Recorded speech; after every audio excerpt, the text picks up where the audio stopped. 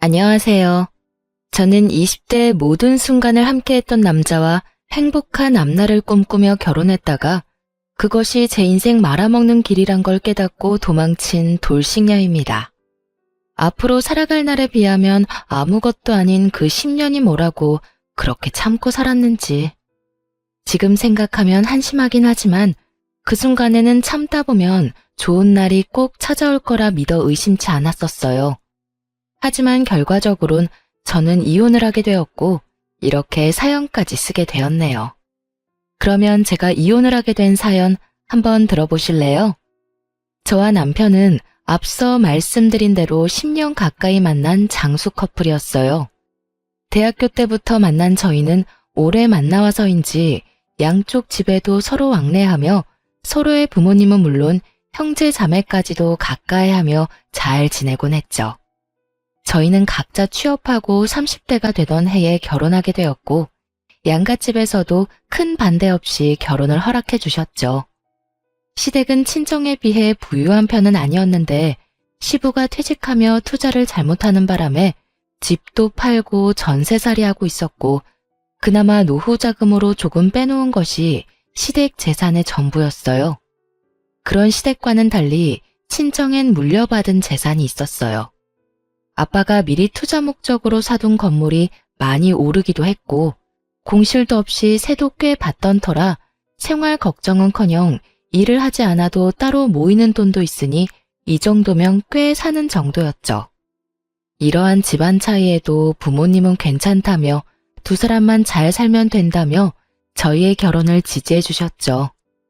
하지만 막상 결혼을 준비하는 과정에서 준비가 되지 않아도 너무 되지 않은 남편의 형편에 실망스러운 내색도 하시긴 했었습니다.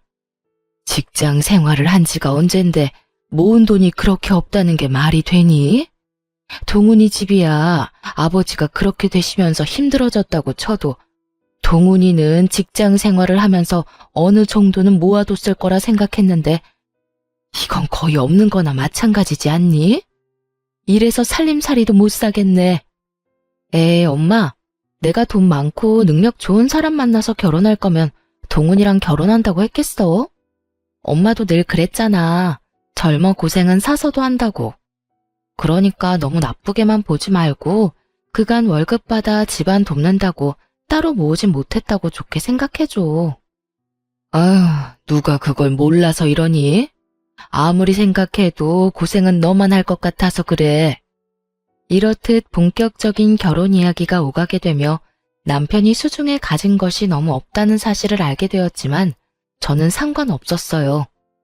남편과 시댁에선 형편상 집을 사는 것은 무리일 것이라고 저에게 솔직하게 말해주기도 했었고 제 생각엔 그건 큰 문제가 되지 않는다고 생각했으니까요. 저는 엄마에게 말했듯이 남편의 능력이나 시댁의 부를 보고 남편과 결혼하려는 게 아니었거든요. 그래서 집안 차이 정도야 대수롭지 않았고 집을 마련할 때도 굳이 어려운 남편이 아닌 상황이 되는 제가 마련하기로 했죠. 그렇게 마련한 집은 아빠의 권유로 제가 20대 중반에 사두었던 소형 아파트에서 신혼을 시작하게 되었죠. 저 덕분에 아들이 돈 한 푼 들이지 않고 자가 아파트에서 살게 되자 시모는 저에게 틈만 나면 이런 말을 하곤 했어요. 아유, 우리 예쁜 아가. 복덩이도 이런 복덩이가 또 없다. 네 덕분에 우리 아들이 집 걱정 없이 편하게 살겠구나. 나는 너희한테 바라는 거 없어. 그저 바란다면 너희가 그저 행복하게 잘 사는 거. 그거 하나 바란단다. 이렇게 저를 지나치게 치켜 세워주며 딱 하나 바라는 것은 저희가 잘 사는 것뿐이라던 시모는 신혼집으로 놀러올 때마다 이런 말도 더불어 하곤 했어요. 역시 볼 때마다 좋구나. 집도 넓고 전망도 좋고 교통편도 좋고 어디 하나 빠지는 게 없어. 교통편은 좋긴 해요. 덕분에 그이나 저나 출퇴근할 때 편해요. 그렇지? 집값도 많이 오르지 않았니?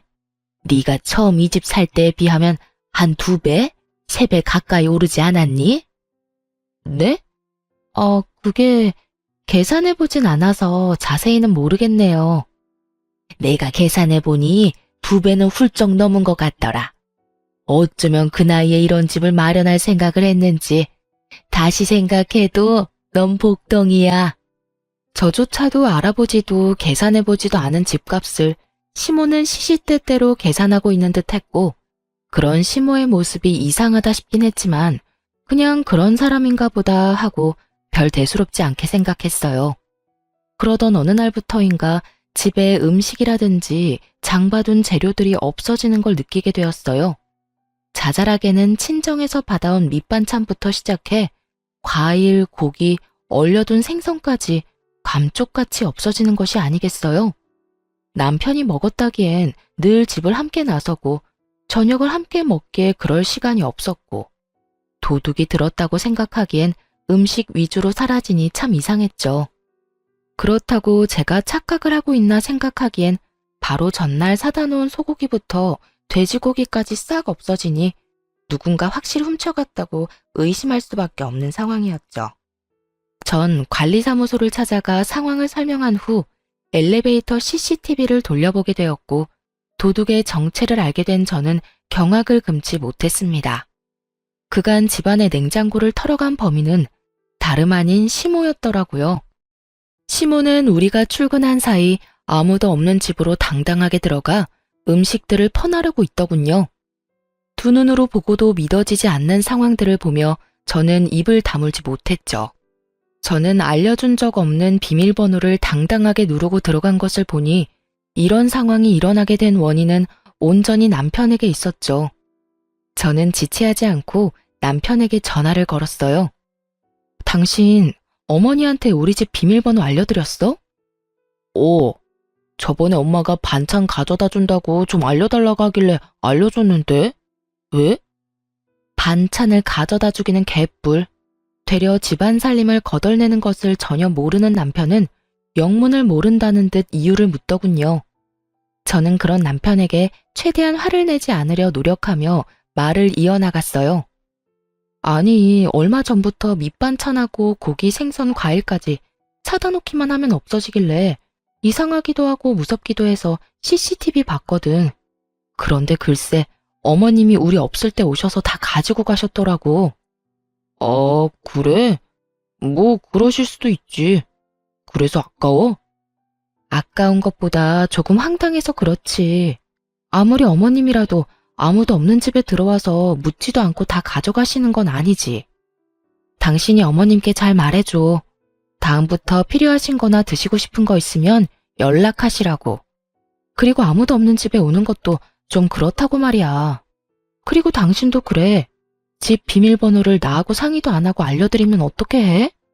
당신 혼자 사는 집도 아니고 나도 함께 사는 집이잖아. 나한테 상의 정도는 했어야지.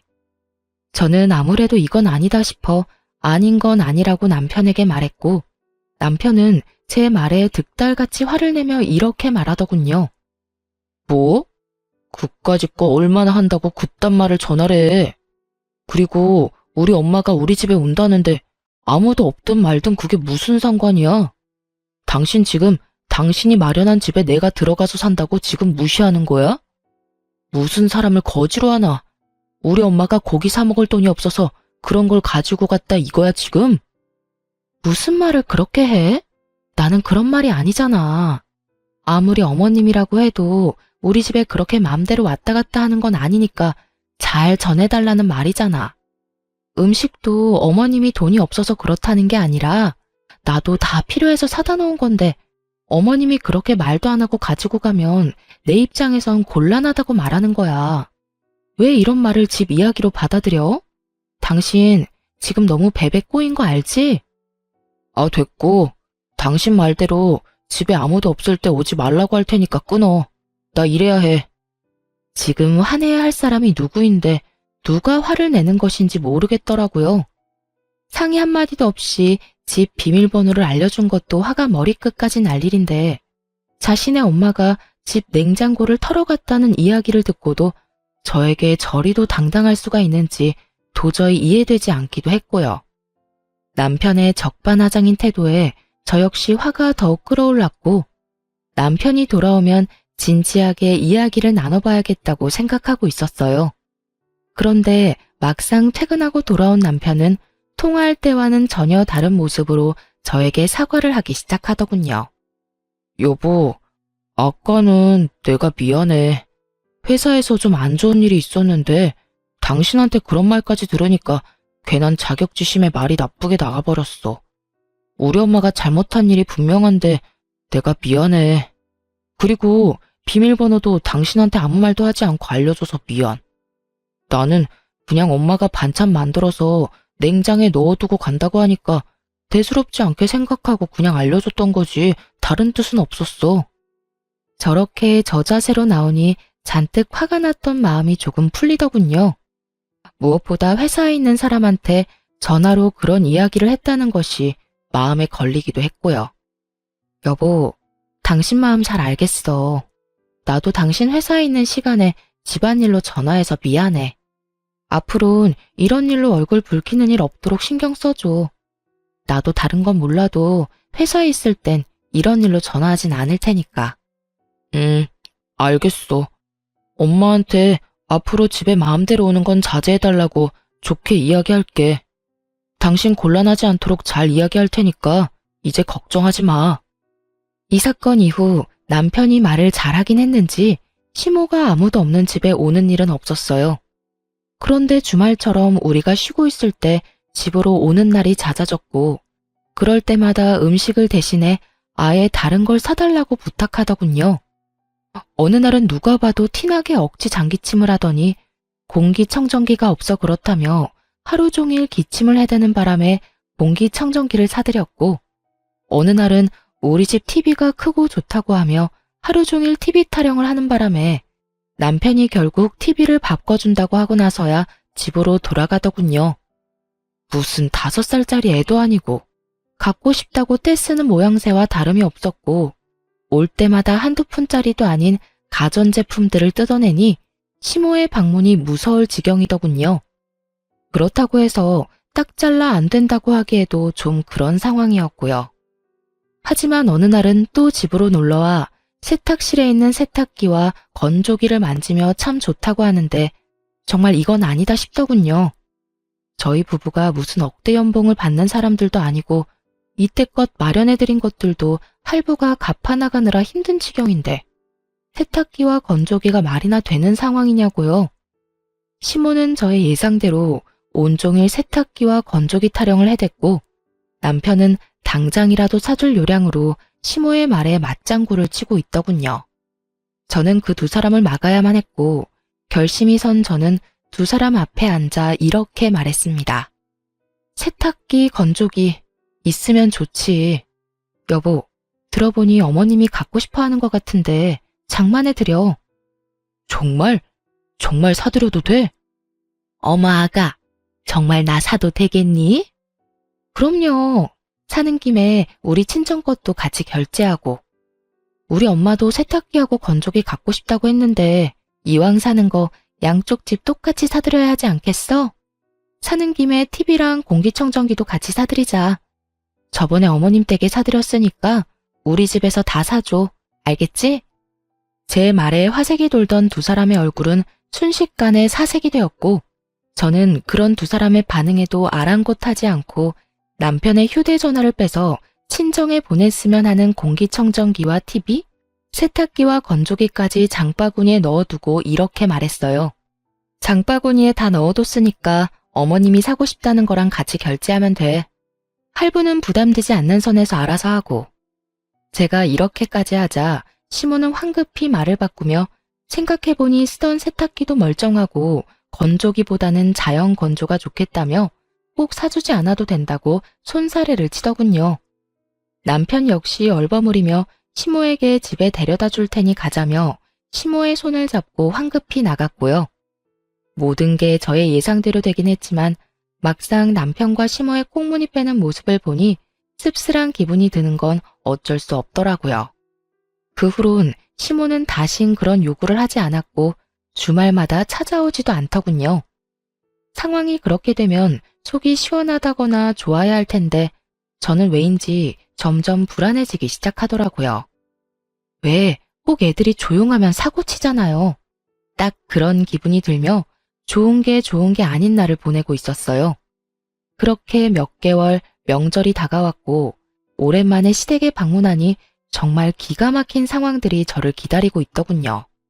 시댁에는 제가 보지 못한 소파, 식탁들이 자리하고 있었고 아차 싶은 마음에 세탁실에 가보니 아니나 다를까 시모가 갖고 싶어하던 건조기와 세탁기가 떡하니 자리 잡고 있더군요. 남편을 추궁해 볼 필요도 없이 남편이 저 몰래 시댁 살림을 사주고 있다는 것을 알아차렸고 그간 남편이 왜 입만 뗐다 하면 돈이 없다는 말을 해댔는지 알 것 같더군요. 마음 같아서야 그 자리에서 남편을 쥐잡듯 잡아버리고 싶었지만 친인척이 다 모인 자리에서 차마 큰 소리를 내지 못하고 꾸역꾸역 얼마나 참았는지 모릅니다. 극한의 인내로 참아내는 그 순간에도 도저히 제 상식으론 이해가 되지 않더군요. 저희 친정은 제가 용돈을 드린다고 해도 저희 월급이라고 해봤자 뻔한데 본인들은 신경 쓰지 말고 저희 두 사람이나 잘 살라고 하는 판국인데요. 아무리 시댁이 힘들다고 하더라도 매번 한두 푼짜리도 아니고 저렇게 비싼 가전가구를 양심도 없이 사달라고 하는지 정말 이해가 되질 않았어요. 그것뿐이겠어요. 사달라는 사람이나 그렇다고 사주는 사람이나 이해되지 않는 것은 매한가지였어요. 저의 입은 굳게 닫혀 있었지만 급격하게 굳어지는 표정은 숨길 수 없었죠. 남편 역시 이런 제 심정을 알아챘는지 눈알이 빠지게 제 눈치만을 살피고 있더군요. 그렇게 화를 참아내는 사이 친정으로 가는 날이 되고 어른들에게 인사를 드리고 현관문을 나서는 순간 저는 듣고야 말았습니다. 아들, 이번 달에 준 용돈 벌써 다 써버렸어. 명절도 있고 해서 돈 나갈 때가 많지 뭐야. 그래서 말인데 용돈 좀 더 붙여주면 안 될까? 이건 또 무슨 말인가 싶더군요. 용돈이라니 저는 전혀 몰랐던 사실이었거든요. 눈을 반짝이며 돈을 요구하는 시모의 모습에 남편은 당황한 표정으로 나중에 이야기하자곤 하곤 황급히 저를 끌고 시댁을 벗어나더군요. 차에 타자마자 저는 참았던 말들을 토해내기 시작했어요. 아까 어머님 말 무슨 말이야? 설마 나 몰래 용돈 보내고 있었어? 그게 부모님이 힘들다고 하길래 결혼하기 전까지 드리던 용돈이 있는데 갑자기 뚝 끊으니까 많이 힘드신 모양이더라고. 그래서 조금 보태드리고 있었어. 당신이 화낼까봐 말 못했어. 미안해. 나한테 정말 미안한 마음이 있긴 해? 아까 보니까 소파, 식탁도 새 것이고 세탁기, 건조기도 저번에 어머님이 갖고 싶어 하던 모델이던데 그것도 당신이 다 사준 거 아니야? 맞아. 너무 갖고 싶어 하니까 모른 척하기도 그랬어. 그걸 말이라고 해? 우린 돈 안 모아? 우리가 무슨 억대 연봉 받는 사람들도 아니고 그렇게 버는 족족 시댁에 다 갖다 바치면 우리는 언제 모아서 언제 애를 낳아? 당신이 번 돈으로 당신 집 돕는 것까지 잘못됐다는 게 아니잖아. 적당히 해야지 적당히. 가전, 가구 다 카드로 샀을 거고 그 할부 갚아나가면서 용돈까지 주면 당신 월급에서 남는 게 있긴 해? 이래서 돈 관리는 따로 하자고 그랬어? 저는 참았던 울분을 쏟아냈고 남편은 입 꼭 다물고 반성을 해도 모자란 판국에 저에게 더욱 화를 내기 시작하더군요. 아니, 넌 우리 집이 불쌍하지도 않냐? 너네 집은 잘 살아서 좋은 집에서 좋은 가구에 떵떵거리면서 살지만 우리 집은 그렇지도 않잖아. 그래서 그런 우리 부모님은 좋은 거 좀 쓰면서 편히 살라고 사줬어. 용돈도 그래. 내 동생이 능력이 되는 것도 아니고 우리 집은 그래도 능력이 되잖아. 능력 되는 자식이 부모 좀 도와주겠다는데 그게 그렇게나 잘못한 일이야? 말이야 바른 말이지. 남편이 무슨 능력이 되는 자식인가요? 집도 제 명의, 적금도 저 혼자 드는 적금만 있는데요. 남편의 꼬라지를 보아하니 아마 가전 가구도 신용카드로 결제한 게 틀림없었죠. 땡전 한 푼 없는 빚쟁이가 저리도 큰 소리를 치는 꼴을 보니 참 한심하기 그지없더군요. 지난 10년 세월 동안 왜 저딴 놈인지 몰랐는지 제가 한탄스럽기도 하고요. 그렇게 한참 친정으로 가는 내내 저흰 차 안에서 크게 싸웠고 친정 앞에 도착하자 남편은 저만 내려둔 채 혼자 차를 몰고 가버리더군요. 연애할 때부터 화가 나면 혼자 화를 가라앉히는 것이 남편의 루틴이긴 했지만 명절에, 그것도 결혼하고 처음 맞이한 명절에 저딴 식으로 행동하니 어이가 없더라고요. 이미 가버린 사람 끌고 올 수도 없는 노릇이고 어쩔 수 없이 혼자 친정집에 들어갔어요. 남편은 그래도 신경이 쓰이긴 했는지 부모님께 전화를 걸어 회사 일이 너무 바빠 저를 집 앞에 내려다주고 바로 회사로 왔다며 죄송하다는 말을 해놓긴 했더라고요. 그나마 친정 부모님껜 큰 걱정 끼치지 않고 명절을 마무리할 수 있었죠. 그때쯤 되자 저의 마음은 이미 제 생각보다 많이 상해버린 후였고 매번 시댁 일 때문에 큰 소리가 나는 것도 점점 지쳐가더군요. 그 후 남편과 화해 비슷한 걸 시도하긴 했지만 명확히 해결된 것은 없었고 그저 표면적으로 화해를 했을 뿐 저희는 꼭 필요한 말만 주고받는 대면대면한 사이가 되어가고 있었습니다. 그렇게 저의 마음이 상해가던 어느 날 회사에서 일을 하고 있는데 갑작스럽게 고열이 나기 시작하더니 기운이 하나도 없더라고요. 그래서 급하게 오후 반차를 쓰고 병원에 들렀다가 오후 2시에 집에 도착했어요. 그런데 현관에 남편 신발이 떡하니 보이는 거 아니겠어요? 설마 했는데 집에서 컴퓨터를 하고 있는 남편과 마주치게 되었죠. 분명 아침에 저와 함께 출근을 했던 남편인데 집에 있으니 무슨 일인가 싶더군요. 처음엔 저처럼 몸이 좋지 않은가 싶기도 했지만 저를 발견하고 화들짝 놀라는 남편의 모습에 수상함을 느끼고 남편을 추궁하기 시작했죠. 당신 왜 집에 있어? 회사는? 그게 어떻게 된 일이냐면 그게 말이지 여보. 말 흐리지 말고 똑바로 말해. 회사에 있을 시간에 왜 집에서 이러고 있냐고. 꼴을 보니 방금 온 것도 아닌 것 같고. 똑바로 말 못해? 저의 추궁에 남편은 한참을 망설이더니 충격적인 사실을 털어놓기 시작했어요. 그게 사실은 회사 그만둔 지 며칠 됐어. 아니, 강 과장 그 자식이 하루가 멀다고 날 못살게 굴잖아. 그래서 좀 들이박았더니 그 뒤로는 날 더 심하게 들들 볶아서 도저히 못 참겠더라고.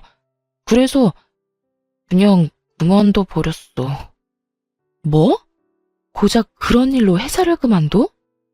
당신이 무슨 애도 아니고 직장 상사가 싫은 소리 좀 했다고 회사를 관두면 어떻게 해? 아니, 애초에 퇴사하기 전에 나하고 상의 정도는 했어야지. 당신 나하고 결혼한 거 잊었어? 당신이 우리 집 가장인 거 잊었냐고. 나도 당신한테 말하고 싶었지. 그런데 당신도 알다시피 요즘 우리 좀 그랬잖아. 그래서 입이 안 떨어지더라고. 이것까지만 해도 머리끝까지 화가 나는데 남편은 눈치도 없이 제 화를 폭발시키고야 마는 말을 짓거리기 시작했어요. 이왕 다 온 김에 당신이 우리 집에 용돈 좀 주면 안 될까? 당신도 다 알잖아. 내가 우리 집에 용돈 주고 있던 거. 아직 회사 그만둔 거 말 못해서 용돈은 줘야 할 것 같은데 당신이 좀 주라. 나 요즘 재취업 준비하고 있으니까 금방 취업할 수 있을 거야. 그러니까 길어도 2달 정도만 당신이 좀 부담해줘. 너 진짜 제정신이야? 용돈 같은 소리 안 해 진짜. 지금 우리 생활이 다 무너지게 생겼는데 당신은 이 와중에 당신 집 용돈 걱정이나 하고 있어? 이게 무슨 말도 안 되는 소리야 도대체. 쓸데없는 소리 하지 말고 당신 집에 당장 용돈 못 준다고 해. 회사도 그만뒀다고 이실직고 하고. 그래야 당신 집에서 당신한테 뭐 사달라는 말 따윈 안 할 거 아니야. 저는 결국 폭발하고야 말았고 남편은 그렇게까지 화를 내는 저를 처음 봤었기에 고개를 푹 숙이고 작은 목소리로 이렇게 말하더군요. 알겠어. 당신 뜻대로 할게. 그런데 우리 집에 말하는 건 조금만 기다려줘. 정말 입이 안 떨어져서 그래. 조만간 꼭 말할게. 꼭 말해? 알겠어? 그리고 퇴직금 받았지? 그거 다 내놔. 당신한테 뒀다간 그거마저도 어디에 어떻게 쓸지 믿을 수가 없으니까. 알겠어. 정말 이때쯤엔 이혼하고 싶은 마음이야 굴뚝이었지만 그간 함께한 세월이 뭔지 남편이 힘든 시기에 이 사람을 버린다는 것이 생각처럼 쉽지 않았고 무엇보다 그때까진 남편을 사랑하는 마음이 남아 이런 힘든 시기도 다 지나겠지 하며 애써 이혼에 대한 마음을 억눌렀죠. 그나마 다행인 것은 남편은 퇴직금의 일부로 카드값을 다 갚은 뒤였고 남은 퇴직금으로 한동안은 생활이 가능했던 터라 남편이 자신이 뱉은 대로 빨리 취업만 한다면 큰 어려움이 없는 상황이었죠. 물론 남편도 많이 반성한 것 같고 앞으론 상황이 점점 나아질 거라 믿었고요. 하지만 이런 저의 예상은 심으로 인해 산산조각이 나고 말았습니다. 남편의 용돈이 끊어지자 시모는 저에게 득달같이 연락을 하더군요. 아가, 혹시 바쁘니? 조금 바쁘긴 한데 잠시 통화할 시간은 돼요. 왜 그러세요? 무슨 일 있으세요? 그게 아범이 주던 용돈이 끊겨서 말이다. 들어보니 네가 돈 관리하기 시작했다고 하던데 우리한테 주던 용돈 좀 입금해다오. 어머님, 저희도 요즘 생활 힘들어요. 그래서 드리는 말씀인데 한동안은 용돈 못 드려요. 뭐? 용돈을 못 줘? 너희가 한 달에 버는 돈이 얼만데 그까짓 돈 몇 푼이나 된다고 그걸 못 준다고 쪼잔하게구니? 그러지 말고 좀 붙여주렴. 말이야 바른 말이라고. 그게 다 네 돈이니? 내 아들 돈이지 않니? 시모 말을 들어보니 남편은 아직 시모에게 퇴직 사실을 알리지 않은 듯 했어요. 당장이라도 남편이 백수라는 걸 알려버릴까 싶기도 했지만 남편의 부탁도 있고 해서 그저 안 된다고 딱 잘라 말하곤 전화를 끊어버렸습니다. 그 뒤로도 시모의 연락이 오긴 했지만 전 다 무시해버렸고 상황이 그렇게 되자 시모는 다시 저희 집을 들락날락하며 음식들을 다시 훔쳐가기 시작하더군요. 그까짓 고기, 과일이 얼마나 한다고 그렇게까지 예민하게 구냐 하는 분들도 계시겠지만 제가 챙겨주는 것도 아니고 훔쳐가듯 가지고 가니 기분이 상하는 건 당연했어요. 거기에다 매번 일주일치 장을 봐서 넣어두는데 그것만 해도 10, 20만 원 훌쩍 넘기는 건 다반사거든요. 그걸 하나도 남기지 않고 매번 털어가 버리니 장을 봐도 봐도 끝이 없었고 그 금액도 상식선을 넘어가기 시작하더군요. 그쯤 되니 전 도저히 참을 수가 없었고 남편에게 다시 한 소리 하게 되었죠. 오늘 어머님 또 다녀가셨어? 어? 나도 몰라. 오늘 나 면접 다녀온다고 집에 없었거든. 왜? 또 뭐 없어졌어? 아, 진짜 어머님 왜 그래? 매번 이게 뭐야? 장 봐놓으면 싹 가져가시고 또 다시 장 보면 또 와서 가져가시고 우리 생활도 빠듯한데 매번 두 집 살림 살아야 하잖아. 당신이 해결 좀 해봐. 이번 달 식비만 해도 100만 원 넘긴 지 오래라고. 정말 해도 해도 너무한다고 생각 안 해? 한 번만 더 이런 일 있으면 당신 입장이고 뭐고 회사 그만두고 백수 됐다고 다 말해버릴 테니까 그런 줄 알아? 뭐? 당신 말 참 너무하게 한다. 이게 다 당신이 우리 집에 용돈 안 줘서 그런 거잖아. 진작에 용돈 줬어 봐라. 우리 엄마가 이런 짓을 했겠어? 어디서 내 탓으로 다 돌리고 있어? 잘 들어. 이건 다 나하고 상의도 없이 회사를 그만둔 당신하고 아들 집 냉장고를 마치 자기네 집 냉장고인 양 생각하는 어머님의 이상한 사고에서 벌어진 거야. 그러니까 가짠지도 않게 내 탓으로 돌릴 생각 말고 해결이나 잘해. 알겠어? 저는 단호하게 집어주었고 이런 저의 태도에 남편은 틀린 말이 하나 없다고 느꼈는지 입을 다물어 버리더군요. 입을 다문 것과는 별개로 남편은 자존심이 상할 대로 상해버렸는지 알바라도 나가겠다며 쿠팡 일용직 알바를 다니기 시작했죠. 그런 남편의 모습이 안쓰럽기도 했지만 그렇게 해서라도 정신을 차리기를 바라는 마음에서 굳이 말리진 않았어요. 그 후 현관 비밀번호는 바꿔버렸고 시모의 연락은 여전히 다 피해버림으로써 더는 저의 가정에서 큰 소리가 나는 일은 없었습니다. 그렇게 몇 달 남편은 취업을 준비하며 여전히 알바를 다니고 있었고, 여전히 저희 둘 사이는 좋진 않았지만 더 이상 나빠지지도 않았죠. 부부 사이가 대면대면하다고 한들 이혼까지 생각한 건 아니었는데 도저히 이혼하지 않고서는 안 될 일이 벌어졌어요.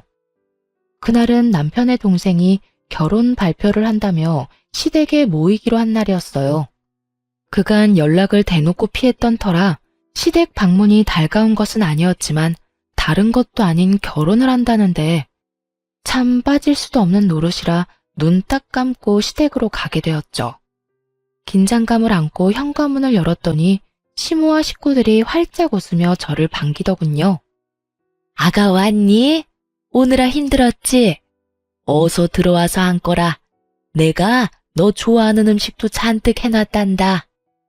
네? 아, 네. 감사합니다. 감사는 무슨, 식구끼리 그런 말 하지 말거라. 나 섭섭해지려고 해?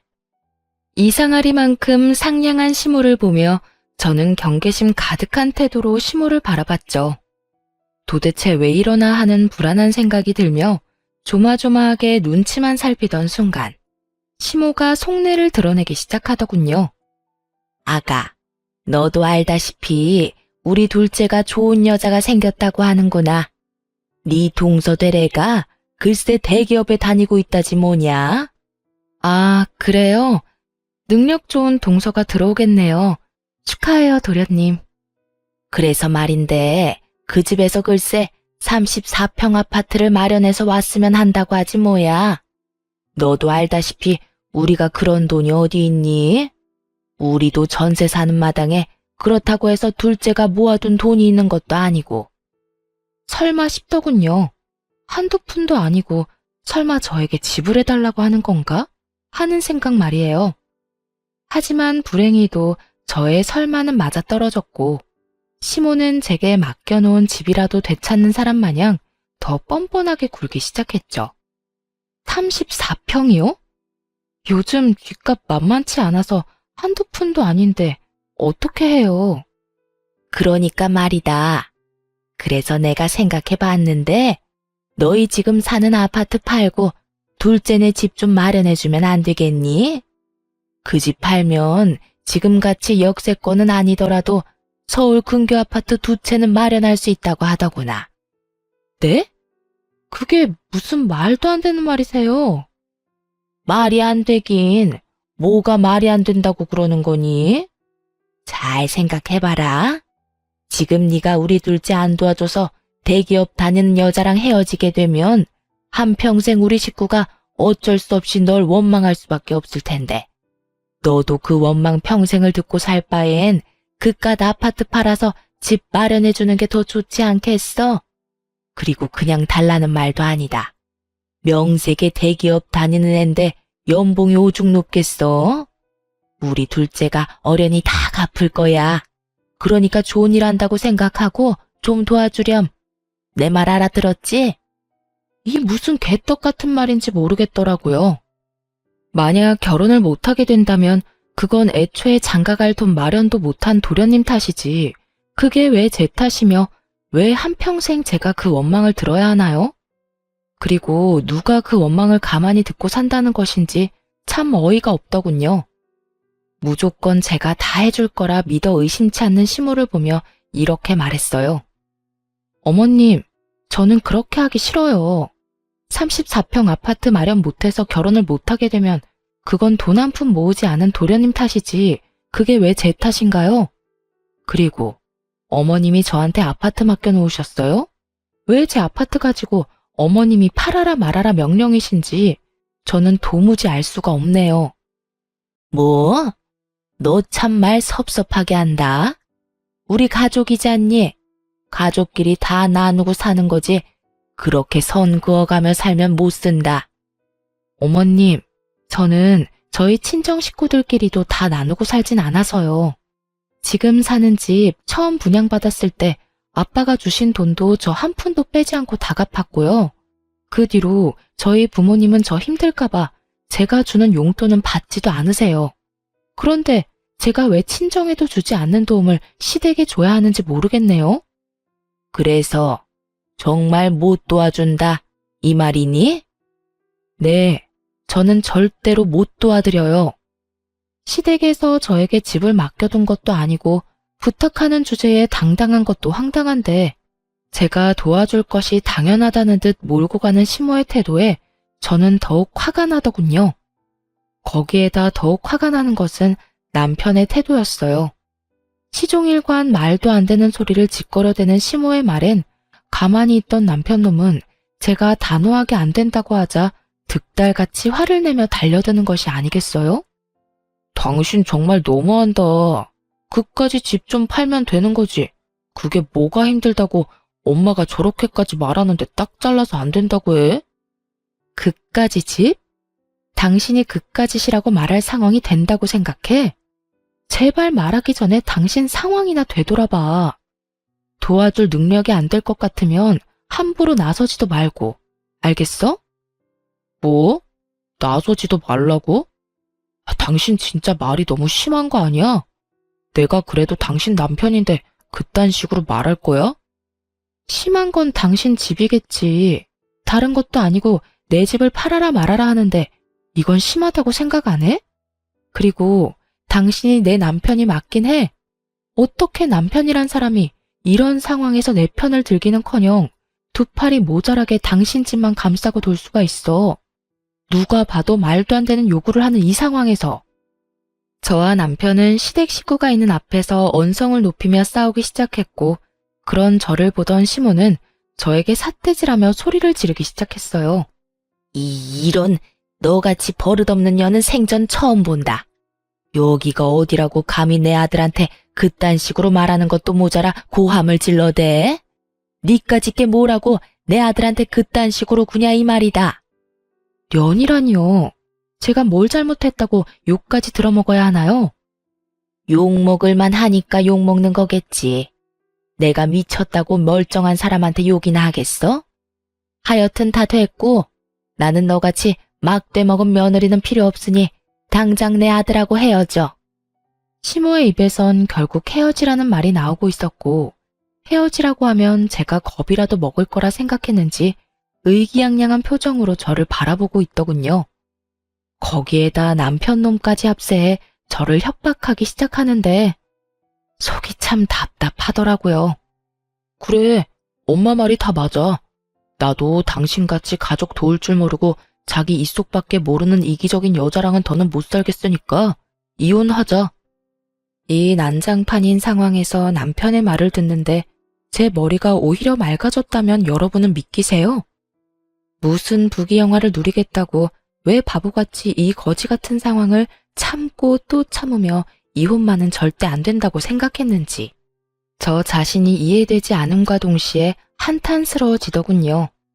생각이 빠르게 정리되고 나니 이혼을 협박이라고 하는 두 사람이 더욱 어이가 없어졌고 팔짱까지 끼고 어때? 겁나지? 라는 표정으로 바라보는 두 사람에게 아주 속 시원하게 답해줬죠. 네, 어머님 뜻대로 할게요. 그래, 우리 이혼하자. 그까짓 이혼하면 되지 뭐. 그까짓 게 뭐라고 이때까지 참았는지 참. 더는 나도 참기도 싫고 매번 당신 집 때문에 싸우는 것도 지긋지긋하던 참이었어. 그나마 당신하고 지낸 세월이 있어서 참았는데 이젠 그것도 힘들다. 그러니까 당신 말대로 이혼하자 우리. 저는 더는 화도 내지 않았고 거의 체념한 듯 말을 했고 그런 제 말에서 진심이란 걸 느꼈는지 남편은 말까지 더듬으며 저에게 되묻더군요. 당신 정말 나하고 이혼할 거야? 이혼할 수 있어? 남편의 입장에선 어찌 보면 당연한 반응이었겠죠. 제 집을 팔아 자기 동생에게 집을 사줄 요량으로 던진 마지막 카드였을 텐데 그 카드를 진심으로 받아버렸으니 놀라기도 당황스럽기도 했겠죠. 하지만 전 그 어느 때보다 진심이었고 저의 진심을 물어보는 남편의 눈을 똑바로 바라보며 이렇게 말해주었어요. 나 당신하고 이혼할 수 있어. 당신도 알잖아. 나 허튼 소리 하는 사람 아니라는 거. 특히나 이혼같이 중요한 문제는 더욱 그렇고. 남편의 저의 확고한 대답에 이건 아니라는 표정으로 고개를 숙였고, 그런 저를 보며 시모는 기가 찬다는 듯 헛웃음을 뱉어내더군요. 참, 차라리 잘 됐어. 집 있는 게 무슨 유세라고. 콧대 높게 구는 꼴이 보기 싫었는데 잘 됐지 뭐. 아들, 이참에 그냥 이혼해. 엄마는 정말 저런 며느리 싫다. 더는 꼴도 보기 싫어. 저 역시 어머님 꼴도 보기 싫었는데 참 잘 됐네요. 당신 들었지? 어머님 소원이라는데 질질 끌지 말고 깔끔하게 이혼해줘. 괜히 소송 같은 거에서 그렇지 않아도 없는 살림에 괜한 돈 쓰지 말고 말이야. 이거 봐라.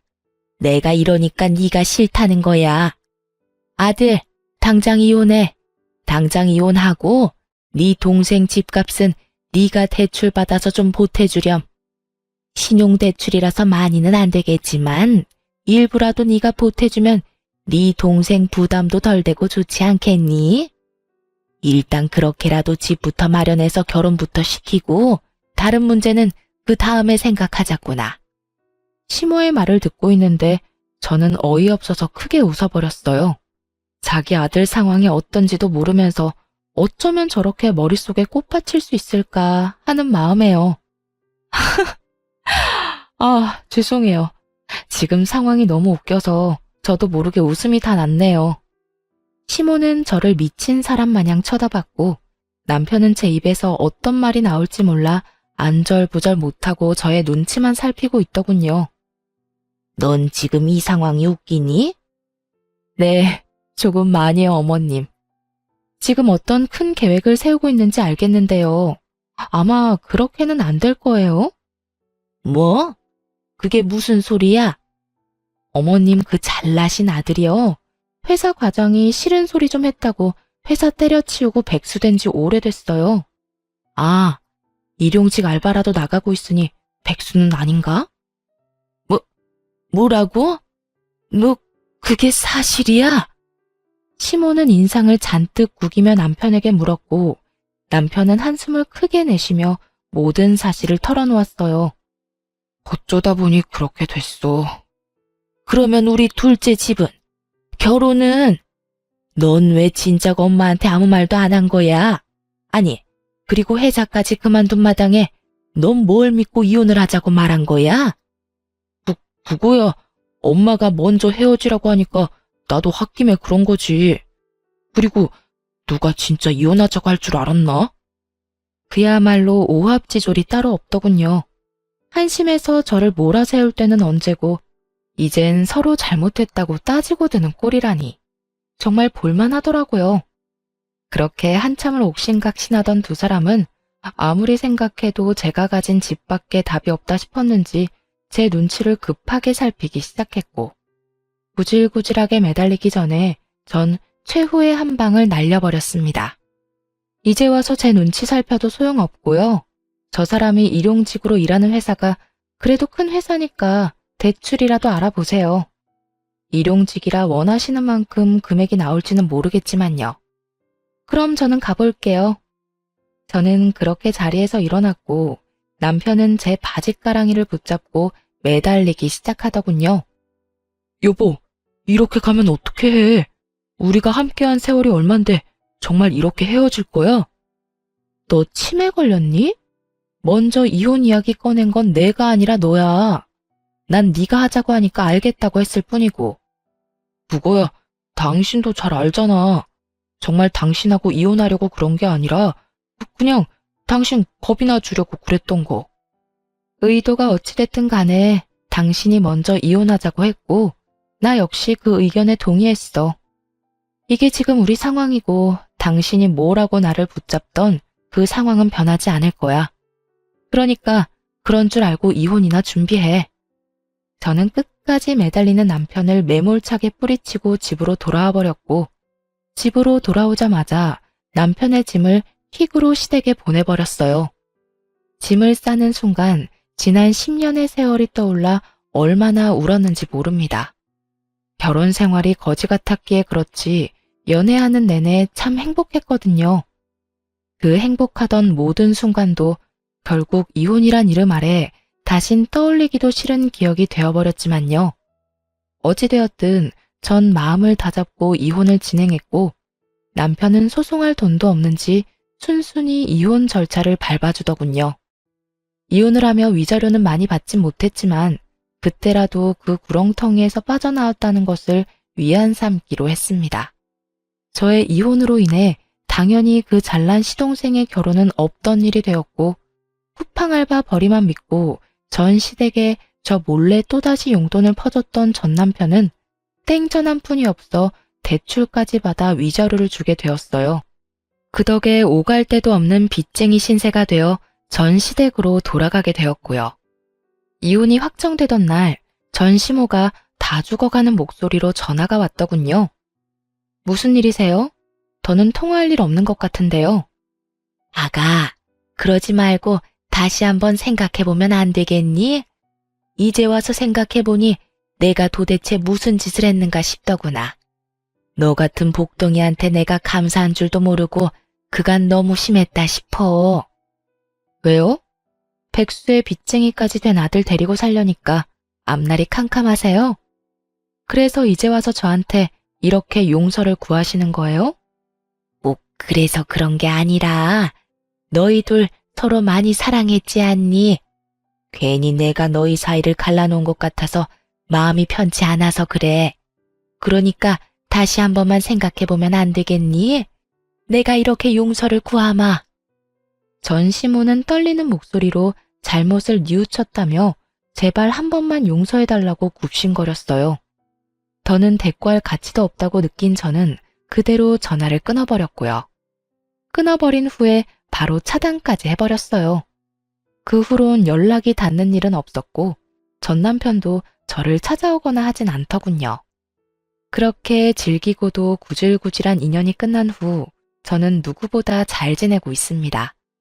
전 시모의 말대로 아파트값이 많이 오른 저의 첫 집은 시세에 맞게 잘 처분해 큰 이익을 남겼고 집을 판 돈으로 회사에선 좀 멀긴 하지만 오랜 저의 로망이었던 주택을 매매했네요.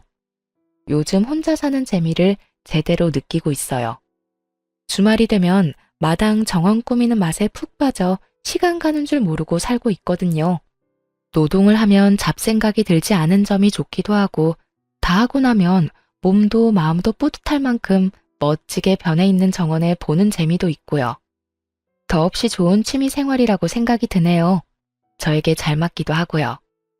전 남편과 함께 했던 세월이 길었던 만큼 정신적 스트레스가 아예 없었던 건 아니었어요. 당할 만큼 당했고 질릴 만큼 질렸기에 힘들지 않을 거라 생각했는데 현실은 그렇지 않더라고요. 때때로 좋았던 기억이 떠오르기도 하고 벅차게 행복했던 기억이 떠오르기도 하고요. 그렇다고 해서 후회는 하지 않으니 좋았던 건 좋았던 대로 두면 언젠가는 무뎌질 거라 생각하고 있어요. 그리고 생활이 안정되고 혼자 된 생활에 적응하고 나니 진작 이혼할 것을 왜 꾸역꾸역 참고 살았나 싶은 생각이 들기도 하고요. 이 정도면 꽤 만족스러운 이혼 후기 아닐까요? 이로써 저의 긴 사연은 끝이 났습니다. 제 사연 들어주신 모든 분들 감사합니다.